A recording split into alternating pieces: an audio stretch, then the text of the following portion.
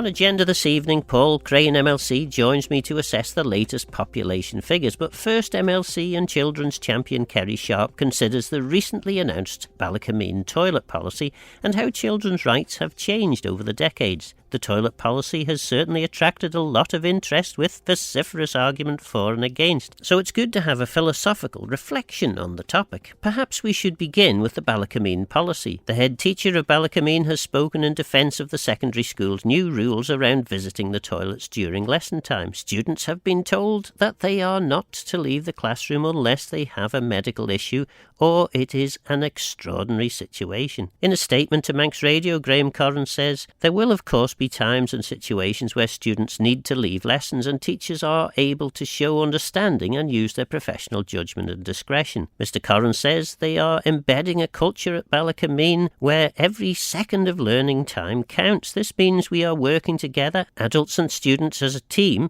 Mr Corran added, "In my letter to families I outlined the rationale for the actions that we have taken regarding toilet facilities which are intended to ensure that lesson time is not missed. We are encouraging students to visit toilets before school, at breaks and at lunchtime, rather than leaving lessons and missing out." Kerry MLC is the government's children's champion. What did she make of the new policy? Well, when I first heard about this, I thought, 40 years ago when I was in secondary school, you were not to leave the classroom and it was just an unwritten rule.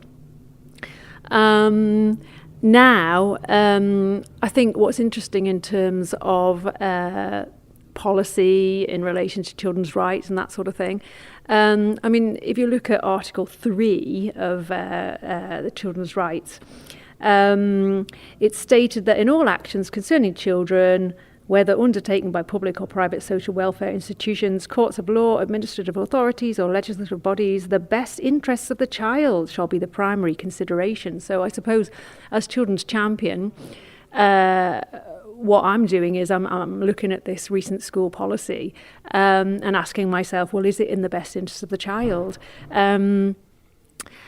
I suppose from the school's point of view,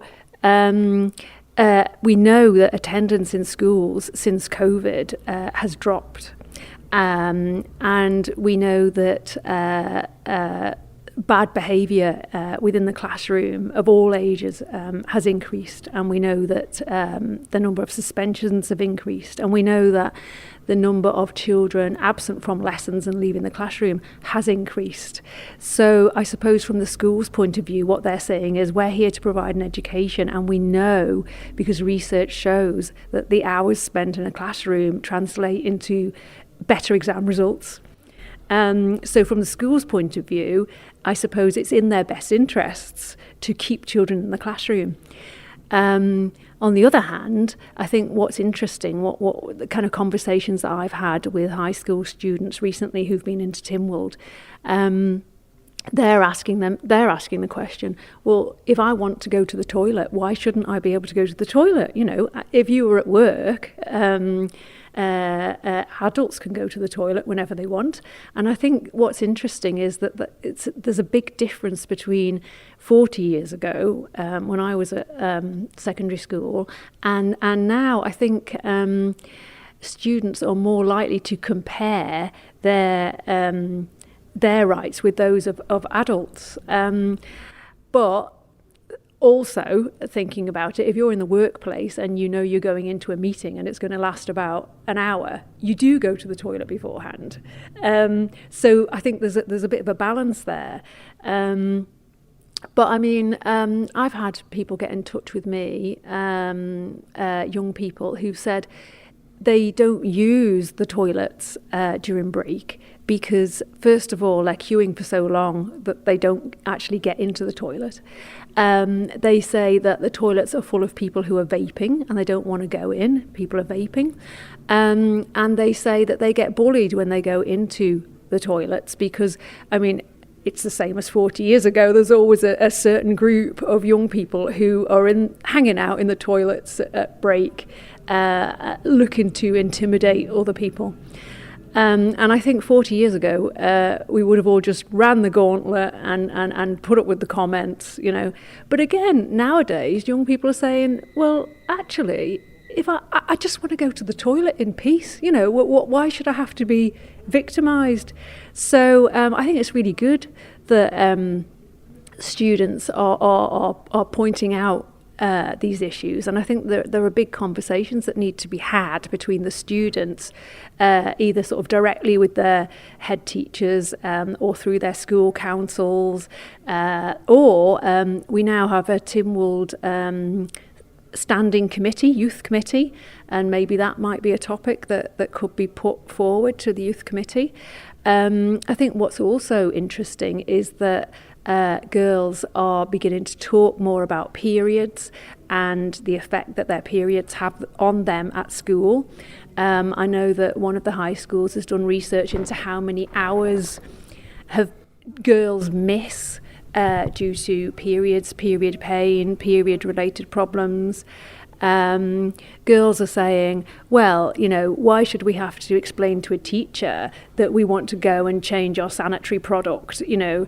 And I think that this is interesting as well because it relates to stigma and social stigma, the fact that periods, there's still a stigma surrounding them. Some students last week or the week before when they were in Tynwald making a visit, they raised the question, well, if you're at work or if you're at school, you go to the toilet, there's toilet paper there. So, you know, why aren't there sanitary products in workplaces and schools? And of course, if there were to be, then period products would become a lot more normalised for a start. And also, it would help to combat the problem of period poverty, because we also know that unfortunately girls in Britain are not going to school sometimes because their parents can't afford sanitary products.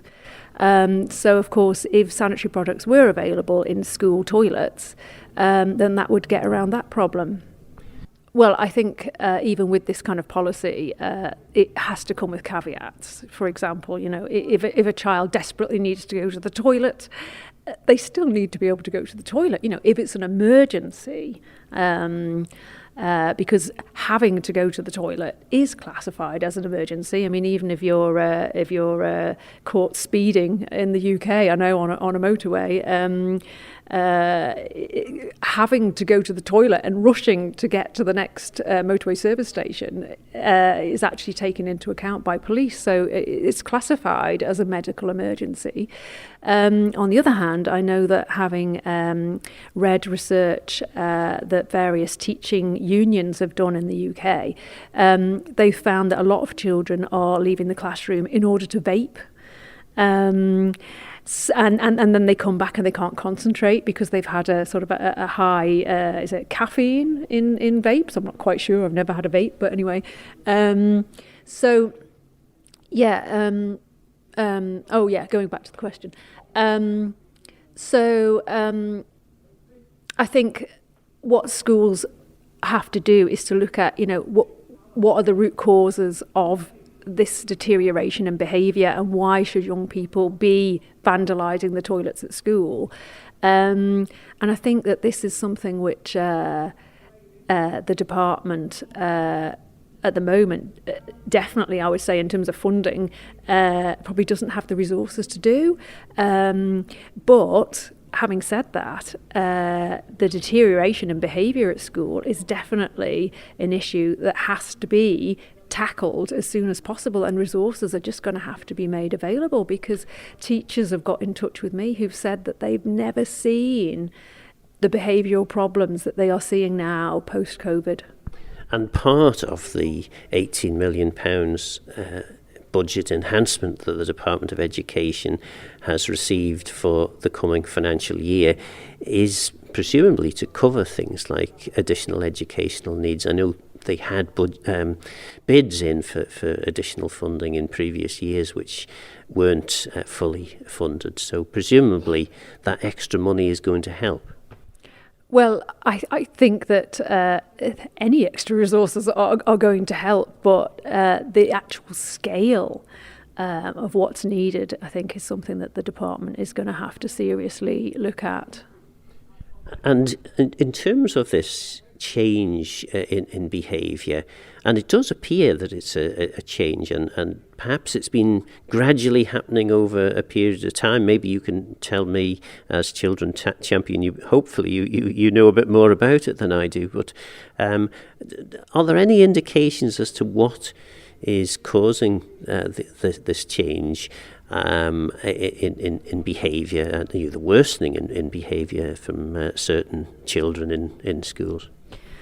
Well, I mean, that's a $6 million question, and it's something that is affecting children not just in the Isle of Man. I think this is a global issue. There's two things really. There's an increase in what you would call bad behaviour in the classroom, and teachers that I've spoken to have put this down a lot to lockdown, and children who just didn't get those years, those sort of preschool years of socialisation.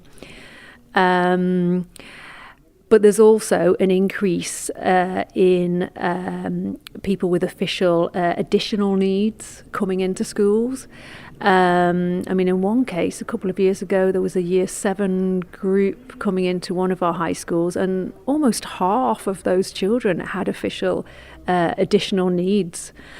I was inspired by what female students from our secondary schools had to say recently when they came to visit Tynwald. And so I looked into period positive schools and workplaces in a bit more detail.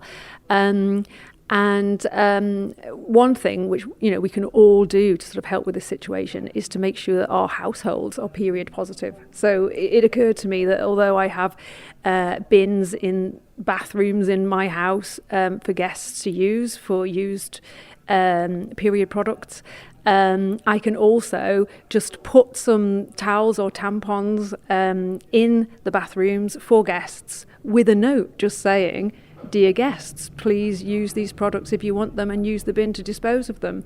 And I think that if we all did that, if we all did our bit to normalise periods, then in terms of stigma, I think it would do a lot to alleviate that. That was Kerry Sharp MLC.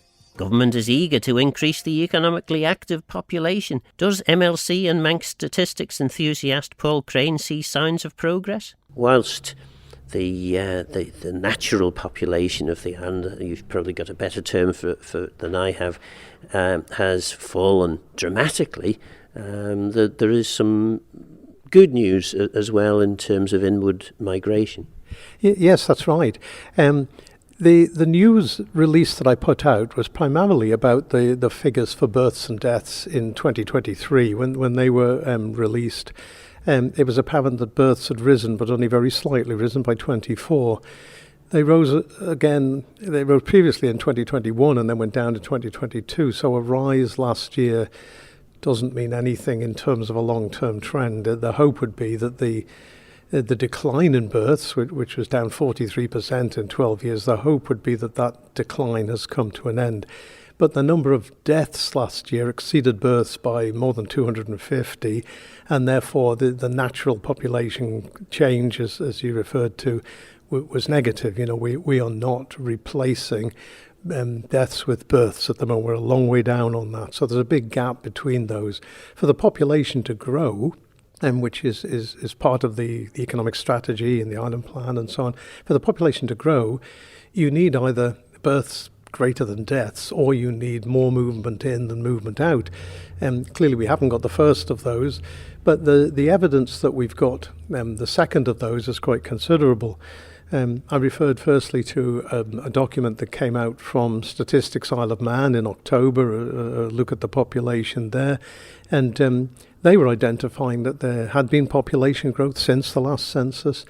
They're using what they've referred to as an experimental method, where instead of using the traditional numbers registered with doctors, which has some difficulties because people don't deregister when they leave sometimes, they've been using income tax data. And so that has helped to give them a better picture. And they're saying that in the period after the election, we've had more moving in than moving out. The people moving in have been younger than those moving out. And overall, the people moving in have been younger than the total population. So this would be slow growth, but good news that we're seeing younger people move in, and these people are coming in for jobs and that side of things. And I suppose in relation to being registered with a doctor, you can see why people may be slow to deregister. But in terms of paying income tax, there's very few people will pay income tax unless they have to. Well, I could understand that, and I think it's recognised too that there may be some delays in my own thoughts. I think that if you're using more than one source, that's useful. So if you're using the numbers for income tax purposes and the numbers for medical purpose registering with doctors, if you're using both of those, that perhaps gives you a better indicator. The indicator that I've looked to see can I support the view coming from the income tax figures that there's more moving in than going out. I've used for some time now the school roll data. Clearly the numbers of students, as the births have fallen, the number of students in our schools has fallen. At the moment we've got over 1,000 students in year 10 and only 700 odd in year 1, because the numbers are going down each year. But if you take the individual year groups, so if you take, for instance, I'd looked at the period between 2016 and 2021, and if you took years 1, 2, 3, 4, 5 and 6, and you moved it on 5 years, so you look at those groups from 2016, they were still there in 2021, or most of them were. Over that 5-year period, movement in and movement out must have been balanced, because the number of students passing from years 1 to 6 up to years 5 to 11, they had hardly changed at all, the total number. But if you look since 2001, and we've only had a 2-year spell there of the numbers registered in schools, 12,000 odd students registered each year in total. The groups in years 1 to 9 in 2021, who are now in years 3 to 11, they rose by 2.3% over those 2 years. So we've seen a definite shift in what's happening in the schools. And that's not affected by births, that's just affected by more families moving in than moving out. So it's an interesting figure, and it supports what's going on. So if you put those bits together, what the data coming from Statistics Isle of Man is telling us, and you put together the data with the schools, it does suggest that despite the greater number of deaths than births, natural population decline, we are seeing population growth, and the current population of the Isle of Man is almost certainly now a record population again. It hadn't been. We by 2021 we were still 400 below the number from 2011, 10 years earlier. It now appears we've got more than that. We're up at around the 85,000 figure, that sort of level. Okay, there's more evidence will come as we go forward, but this is a good news picture. You know, it's I linked it in the press release with what happened in the budget last month, that we had a budget that was beginning to put in place some of the recommendations that had come out of the Population Rebalancing Select Committee the year before. So we saw maternity benefits being increased by 15% for the second time this time. We saw the child benefit being the amount of benefit paid to second and subsequent children was kept the same as the first child. It's been lower than that since something like 2014. And we saw the extension of the preschool credit system to younger children. So these are all steps that have been taken deliberately to encourage and support young families, and I see that as very, very positive. So it's too early to see the effects of those changes yet. Of course, they're only just working on going ahead now, but we are putting in place some things to encourage families. Births up slightly, positive net migration, more coming in than going out, and younger people. This is exactly what the attempt is that we're trying to achieve. You know, so it's good news. In terms then of the overall, and maybe this is a much broader question than the specifics for the Isle of Man, but if we want the Isle of Man to be sustainable in the future, economic sustainability might well point to a need to have a greater economically active population. But overall sustainability, and certainly you're a champion of the need to act to mitigate against climate change. Overall, the global population, significant increases, even in our lifetime, huge increases in population. These must be having an impact on climate change. Is there a point where we have to seriously consider about how to manage with the population that we already have? Yes, if you're looking at the global position, it's actually fascinating at the moment. There's something like 73 countries at the moment that think their population will decline this century. There are over 20 countries that think their population will halve this century, and that includes China. Okay, and if you stop and think about that, there's something happening here. There are many leading demographers who are saying that the world population will peak in perhaps 2050 and will then start declining again. So we're perhaps moving into a completely new phase on this. Things that are changing that are, in the developed countries, the choice of some people, some women in particular, who are saying they don't want children. There are opportunities for work and for rewards for work that are greater there now. So we're seeing people delaying childbirth, having bigger gaps between children and so on. These things are affecting us in small ways too. But even in the poorest countries, urbanization is driving a reduction in births, because when you were living in a rural community, having more children, they would perhaps be bringing in more income than they were costing you from maybe the age of 7. That changes when you're in an urban area and school attendance so on required. So as we see many changes going on around the world, we're going to see a shift in population. Indeed, some demographers are saying we've got to cope with the population bust rather than a boom. The population falling. How do we cope with that? Because going with that will be an aging population and fewer births and so on. We're not going to see a reversal in that sense. So sustainability is a key issue in this, absolutely. And that's, for us in the Isle of Man at the moment, the sustainability is quite heavily an issue of how does a society cope if we've got already perhaps perhaps the 6th oldest population on the planet in terms of people over 65. We've still been seeing movement out of women of childbearing years. We've been seeing movement out of people generally in the 20s and 40s, declines in births, falling numbers of young people, impacting on the economy, on society and so on. We've got issues of sustainability there. But you're right in terms of climate change. If somewhere increases its population, whether that's the UK increasing population there or the Isle of Man increasing population, there are issues relating to climate change. But if we're moving forward building the infrastructure, and if the infrastructure is using renewables, onshore and offshore, wind and so on, and if we're looking to make other changes in building rules, building regulations and so on, to ensure that our buildings are more energy efficient. These are the sort of changes that will be needed. And it may be easier to do that with the larger population, a bigger income, because it provides some income to do that with. It's not a case of more people coming in, so we're going to need another gas-fired power station. It's part of the bigger picture. That was LegCo member Paul Craine. So what do you think? Can the island cope with another big increase in population? Indeed, can we cope without it? And do you agree that every second on learning counts? Or do you think that children should have a right to go to the toilet when they want to? Let me know your thoughts on the programme by contacting Phil Gorn at manxradio.com and get in touch if you have any ideas for future shows.